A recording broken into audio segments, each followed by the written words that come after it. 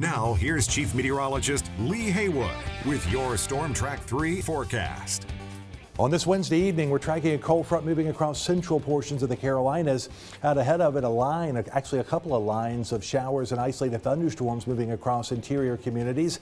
These will be moving toward the coast over the next couple of hours, producing some rainfall and some occasional lightning strikes. In the meantime, we're mild, we're low to mid 60s, but some big changes are going to be ahead after this cold front comes through the region and ends the wet weather. Colder weather is going to be building in for the end of the week. We'll talk about it straight ahead. Your news at 11 starts right now. You're watching WWAY News at 11. Tonight on WWAY News at 11, the New Hanover County Sheriff's Office is asking for help to solve a homicide. Plus, Governor Roy Cooper gives his farewell address after serving 8 years as governor. And the Lumbee tribe in North Carolina is another step closer towards being recognized by the federal government. Thanks for joining us tonight for WWAY News at 11. I'm Jeff Rivenbark. We begin with the New Hanover County Sheriff's Office asking for your help solving a homicide that happened earlier this month. 31-year-old Dante Nixon was shot and killed outside his home along Stony Road in the Walnut Hills community on December 3rd. This morning, investigators released a video that showed Nixon's suspected killer walking down a street shortly after the shooting. Nixon's cousin, Jimmy Hawkins, says Dante was a friendly and loving person. He was a father, a son, a brother, a friend, and a light to everyone who had the privilege of knowing him. His laughter was infectious, his kindness was boundless, and his dreams were as big as his heart. He didn't deserve this. No one deserves to have their life cut short in such a violent and unjust way. New Hanover County District Attorney Jason Smith says his office does not know if Nixon was targeted in the shooting. Wilmington police are investigating the shooting that happened just after 2 o'clock this afternoon in the 3500 block of Frog Pond Place. Officers located evidence of a shooting and found out 2 injured people had been taken to the hospital for treatment. Anyone with information about the shooting should contact Wilmington Police. In Bladen County, an Elizabethtown man has been charged with first-degree murder. 33-year-old Jabrell Rogers was shot and killed on August 10th along the 300 block of West Gill Street. Elizabethtown police worked with the FBI and several other agencies over the last few months to identify 40-year-old LaShawn Tatum as the suspect. A Wake County man has pled guilty in New Hanover County Court for recording a woman while she was asleep. 34-year-old Marcus Kruger of Raleigh pled guilty to the Class 1 felony of secretly using a photographic device to capture the image of a female. On June 13, 2022, the former Marine was visiting the home of a friend and asked to use the restroom. Instead, Kruger sneaked into the bedroom where his friend's wife was sleeping and recorded her in her bed. She woke up and caught Kruger in the act. Kruger was confronted and denied going into the bedroom. He was sentenced to 4 to 14 months in prison. Governor Roy Cooper gave his farewell address this morning in Nash County. Cooper says the state is in a much stronger position now than when he first came into office. We have added more than 640,000 good-paying jobs since 2017. We're the 3rd fastest growing state in the country, the best state for business, and the epicenter for the clean energy economy. We have covered more than 600,000 people with health insurance through Medicaid expansion. And we have restored our reputation as a welcoming place where people can thrive, innovate, and grow.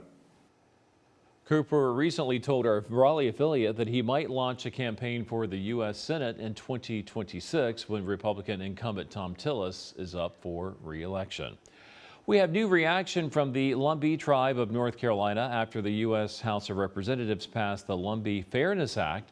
The bill clears the way for the tribe to receive full federal recognition by amending a law passed in 1956, which recognized the tribal nation but did not extend federal services or benefits to tribal members. We received a statement from Tribal Chairman John Lowry that reads in part, quote, "To our allies in Congress and Indian country, continue to push forward and let us see this bill adopted by the Senate and finally finish what our ancestors began almost 140 years ago." We have the rest of that statement on our website at wwaytv3.com. And we want to know, do you think the Lumbee should receive full federal recognition? 69% of you say yes, 19% say no, 12% say I don't know. And thanks to everyone who's voted so far. If you would like to vote, just scan the QR code on the top of your screen or head to our website. The Senate did pass another one of Rausser's bills today. The Water Resources Development Act is approved every 2 years. It authorizes projects within the U.S. Army Corps of Engineers Civil Works program. Rausser's office says this year's version of the bill makes it easier for non-federal entities to take the lead on projects. It also designates a community project advisor at each Corps district to help non-federal interests access resources to get new projects studied and built. The U.S. Supreme Court has taken up a case that could allow South Carolina to cut Medicaid funding for Planned Parenthood after Governor Henry McMaster issued an executive order in 2018 that directed the South Carolina Department of Health and Human Services to stop abortion clinics from receiving taxpayer funds for any purpose. Planned Parenthood and a patient sued the state. The governor's order was eventually blocked by a district judge. Back in the Cape Fear, we have an update on a new school that will be built in Columbus County. Back in February, Columbus County Schools was awarded a $52 million grant to help build a new K-8 school. The school will be built in the Bolton area to serve more than 900 students living in that area. The design of the building is still being finalized. Construction is expected to be completed before the start of the 2027 school year. Well, Christmas is a week away and many shoppers are buying last-minute gifts. While consumer spending is up from last year, not everyone is feeling the holiday spirit in their wallet. According to Adobe Analytics, spending last month grew by nearly 10% from last year, keeping on track with holiday spending estimates. But in one survey, 72% of respondents say they will spend less on gifts this year. Muhsin Katabi is an economics professor at UNCW. He attributes that divide to the fact that many Americans saw their equity grow this year, while others feel their dollar depreciated in value. I don't want to say it's the haves and have-nots, but obviously we've seen considerably higher prices in real estate, in the stock market, and those gains have gone to a very specific portion of the population. Holiday shopping online is also on the rise. Online shopping over Thanksgiving weekend totaled more than $41 billion. That's up 8% from last year. The Cape Fear Volunteer Center and Big Buddy program, which support children in the Angel Tree program, is facing a shortfall this year. They collect toys and clothing for kids from kindergarten through 12th grade, but they're still missing gifts for about 100 children. They're hoping for more donations by their deadline, which is Friday. You can drop off donations at the Elks Lodge on Oleander Drive from 9 till 5 tomorrow and Friday. We have more details on our website. It's never too early for Santa Claus, even if the date says December 18th. However, earlier today, the Brunswick County U.S. Marine Corps Reserve Toys for Tots dropped off a number of toys for kids, including bikes and scooters. WWA's Keelan Berrien was there and says this delivery was extra special since it came after so many families lost a lot from potential Tropical Cyclone 8 back in September. Santa's arriving a week early this Christmas. Hey, how are you? Making sure everyone in Boiling Spring Lakes gets to experience the joy of the holidays. Joy that these kids Yes. and little Millie Braden have that the holiday brings. I love you too. It's been very overwhelming, the whole process, and just having everybody come together and wanting to help us out. People Said Tiffany Braden. And thanks to the Toys for Tots program, this Christmas came in a big way with the help from some special visitors. The Grinch is here. Oh no! Look at Grinch. It's the Grinch. It's very helpful this year. I mean, with everything kind of coming out of pocket, the way it's come out of pocket. It's been a challenging few months for the Bradens, who lost a lot from potential Tropical Cyclone 8. The storm left them with more than just physical repairs, but repairs to the comfort of the holiday season. We've all been kind of scrambling and trying to figure out, how we're gonna fix things and kind of get back to some normalcy. And if it wasn't for their neighbor, Jerry DeMora, Today, gave me hope in humanity. Who wrote to the program about the Bradens, this special moment wouldn't be possible. It's hard to believe how the town and the people came out to help these kids, to make sure they had the Christmas they deserve. We are expecting over 450 families, and probably that will represent 1,500 children in the Ark-Brunswick County community. And it's a miracle of a family and community coming together. So you might say it was a magical moment, one that felt like it came straight from a holiday storybook. However, the smiles on their faces is proof that the holidays, even after a disaster, can still be magical. The best part about this is even though we're going through this and trying to get some normalcy back, is that we have been able to have it here and do all this and give ourselves as much as we can. Lots of happy faces there. That was Keelan Berrien reporting. In addition to damaging many homes in Boiling Spring Lakes, potential Tropical Cyclone 8 also caused damage across southern Brunswick County and southern New Hanover County, impacting Southport, Carolina Beach, and Bolivia. Coming up on your News at 11, the House Ethics Committee voting to release an ethics report about former Congressman Matt Gaetz. Plus details on the bipartisan deal that will prevent a government shutdown and why some Republicans are not happy with it. And get ready for some big weather changes over the next 24 and 48 hours. Tomorrow it is much cooler. Matter of fact, falling temperatures through the day. That 62-degree high temperature will be in the morning as we're in the 50s for the afternoon with a lot of clouds. We have even colder weather for the upcoming weekend. More on that coming up. Now, here's Chief Meteorologist Lee Haywood with your Storm Track 3 forecast. Other than the areas of fog, the last couple of days haven't been too bad over southeastern North Carolina. We have seen some sunshine and cloudiness mixing in, and today was the third straight day of highs in the 70s, but those 70s will be long gone by the time we get into tomorrow, and no more 70s for the next 7 days. All right, let's start with 3-degree guarantee tonight. Today's forecast was 74. We got to 71, so that is within 3 degrees. $20 more in for the Harrelson Center. We are now $160 for them, and tomorrow's high about 10 degrees cooler than today, and tomorrow is going to be kind of a tricky day because that high temperature of 61 degrees is going to occur at the very daybreak, about 7 o'clock in the morning. Then we steadily fall through the day. We'll be in the 50s for much of the day, and I think by late in the afternoon we're in the low to mid 50s, so you're going to feel a lot chillier tomorrow out there than today. Also not going to see any sunshine, as I think will pretty much be cloudy all day long. Tracking some wet weather on Storm Track 3 Doppler radar this evening from Duplin County, Sampson County into portions of Bladen County, now getting into Columbus County as well, around Fair Bluff, just north of Cerro Gordo, Boardman. Also a few light showers around the Bladenburg area. Then you go north of Elizabethtown, some lightning strikes here going all the way up into Roseboro. Some additional heavier showers and even some lightning strikes from Rose Hill into Magnolia, Kenansville. This is all moving to the northeast as well. So it'll get a little bit closer to the coastal communities, I think, around 2 o'clock tonight to about 4 o'clock. So we're not getting any wet weather on the coast right now, in Wilmington as well, into the Leland area and down into Southport. But this will be arriving later tonight. It's associated with a cold front that is a dividing line between mild air out ahead of it and chillier air back to the west. And this is the first of 2 fronts. This first front's going to deliver some continental polar air, and that means it's going to get colder, but not as cold as what it's going to get this weekend. 61 and dropping tomorrow, highs in the 50s Friday. The Arctic air dives in Friday night, and look at the difference in the temperatures. Saturday 50 for the high, 40 Sunday and Monday. The low dropping well into the 20s Sunday morning. I think about 23 degrees for Monday morning. Thankfully, we start to trend a little bit more moderate as we go into Christmas Eve. And right now it looks like a pretty seasonable 62 for Christmas Day. 65 degrees, skies are partly cloudy at ILM.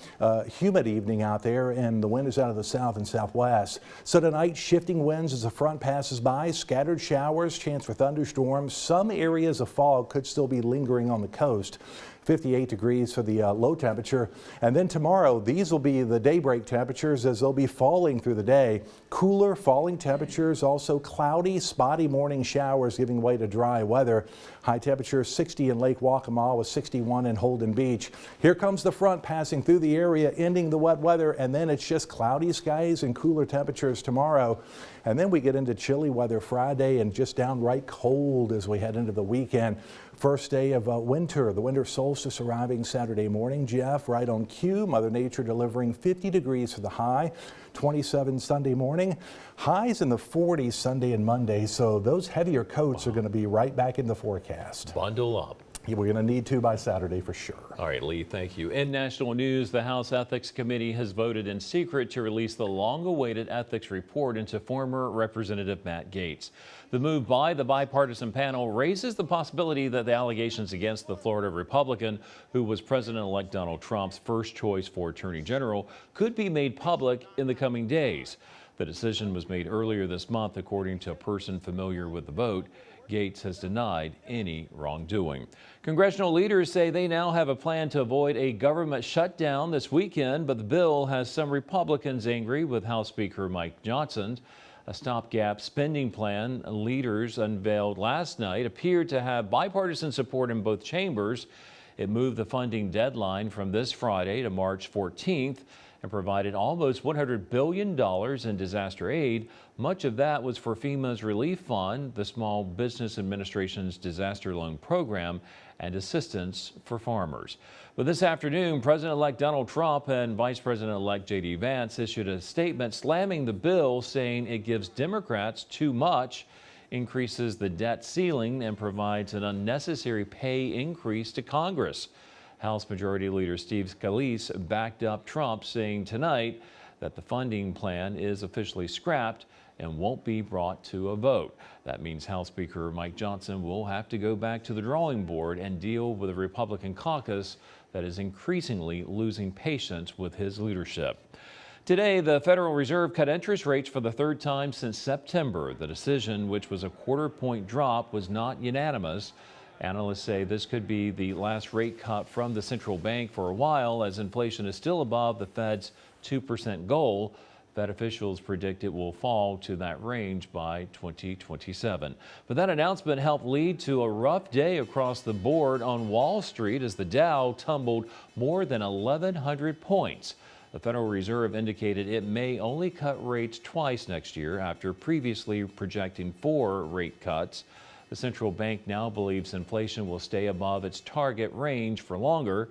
The Dow is currently riding a 10-day losing streak. The Dow hasn't run in the red this long since the fall of 1974. Coming up on your News at 11, what we're learning about the victims of the school shooting in Madison, Wisconsin, and concerns about the spread of bird flu heightening again as a new case has been found in the U.S.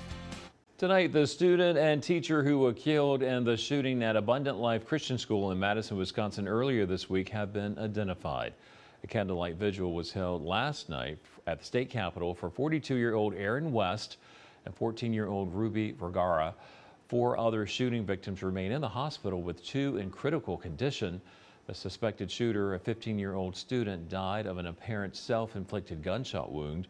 She has been identified as Natalie Rupno, who went by the name of Samantha. The motive is still unclear. In a new development, a California judge has ordered a man to surrender his guns and ammunition after police learned that he messaged Rupno online about his own plans to target a government building with a gun or explosives. At least 2 people are dead following a plane crash yesterday afternoon in Honolulu. Dashcam video appears to show the plane turning sharply downward on the left side of your screen. That's followed by flames and smoke. Multiple fire crews were on scene monitoring the incident. Witnesses describe hearing a loud boom before the crash. The plane was a general aviation aircraft that provides local air cargo services. The cause of that crash is under investigation tonight. The Centers for Disease Control and Prevention says a patient in Louisiana has been hospitalized with a severe case of H5N1 bird flu. The agency said the person was exposed to sick and dead birds in backyard flocks. It is both the first severe case and the first case linked to a backyard flock in the U.S. The virus is the same type linked to a recent human case in Canada and Washington state. The CDC says the immediate risk from H5N1 bird flu remains low. Precautions should be taken by people with backyard chicken flocks hunters, and other bird enthusiasts. Sports is next on WWAY News at 11. We'll tell you where high schools in the Cape Fear will be placed in the new NCHS-AA Conference realignment. WWAY Sports brought to you by Hughes Brothers Tire and Auto. Greetings from Trask Coliseum. Game number 11 for the UNCW Seahawks men's basketball team hosting Florida Gulf Coast on Wednesday. Now the Seahawks could really use a bounce back. On Saturday they took a tough loss at Howard in which Coach Siddle questioned the team's approach to the game. So the Seahawks definitely wanted to come out firing at the start of this matchup. And they did, firing from the three-point line early on and taking a double-digit lead in the first half. UNCW was able to hit 10 of their 32 attempts from deep on Wednesday. But the main story is the controlling of the ball with only 4 turnovers on the game, and then also stopping the Florida Gulf Coast offense, only allowing the Eagles to shoot 5 for 19 from three-point land. And the Seahawks would hold on for a double-digit win, final score 79-66. Head coach Coach Siddle says he was very happy with the team's response and says that they need to keep it going over this 4-game homestand over the holidays. It's good to be back home. Proud of the guys for how we responded after taking one on the road the other day. You know, there's some challenges that's been thrown in front of them, and we need to answer the bell and be ready to keep on growing as a basketball team. Now the Seahawks will be back in Trask Coliseum. Like I said, they got 4 more games at home coming up. The first one is on Saturday. They welcome UNC Asheville. The UNCW volleyball team also has a new coach that they just hired. Laurel Hoyer has been named the head coach of the Seahawks program. Hoyer joins Wilmington following 3 seasons as the head coach at the University of Pennsylvania, Indiana, where she helped the Crimson Hawks to a 67-29 record in the NCAA D2 tournament, and all 3 years she was there. She's also been an assistant coach and played D1 volleyball at UConn. She takes over for Dottie Hampton, who led the Seahawks for 5 seasons. We also have big shakeups coming for the High School Athletic Association. A preliminary report from the NCHS-AA shows their first draft of new conferences for the 2025 season. As currently stands, our 19 area high schools will be split into 3 conferences. The largest high schools of 6A, 7A, and 8A size will be Hoggard, Laney, Ashley, New Hanover, Topsail, North Brunswick, and West Brunswick. The next size will have 3A, 4A, and 5A schools. South Brunswick, Heidi, Trask, Pender, South Columbus, West Bladen, and Whiteville will pair with 3 schools from Robinson County. And lastly, 1A and 2A will have East Bladen, West Columbus, and East Columbus pairing up with schools in Duplin and Sampson County. Jeff, and now back to you with a look at the Sports Pulse question of the day. Thanks, Jake. And in our Sports Pulse question tonight, we're asking, how do you feel about the first draft of the North Carolina High School Athletic Association realignment? Right now, the average vote is 6. Thanks to everyone who's voted. We had nice warm temps today, but changes are on the way. Up next, Lee's back, and Lee tells us when the temps will dip. We have a weakening band of showers and isolated thunderstorms across portions of Bladen County, Columbus County tonight. If this holds together, it'll get closer to the coast as we head into the overnight hours. We have a passing cold front that's going to bring a big difference in temperatures tomorrow. 61 degrees as the kids head out the door in the morning to school, but it'll be falling temperatures tomorrow. Cool as we get to 56 for the afternoon. A lot of clouds tomorrow, really no sunshine expected, and the temperatures steadily going down over the next couple of days. Chilly, partly cloudy on Friday and 58. First day of winter, Saturday, is going to be highs in the 50s or about 50 degrees, and then 40s, Jeff, Sunday and Monday. It's going to be cold. It's going to feel like the season. You know, I mean, we're getting closer to Christmas, and it will definitely be a chill in the air. All right, get ready for it. Thanks for joining us tonight. We'll see you tomorrow.